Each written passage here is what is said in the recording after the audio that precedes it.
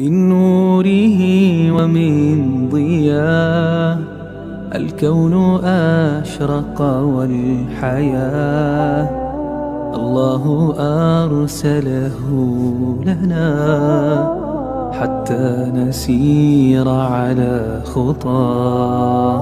هو قدوة لنا ومن أطاعه أطاع الله.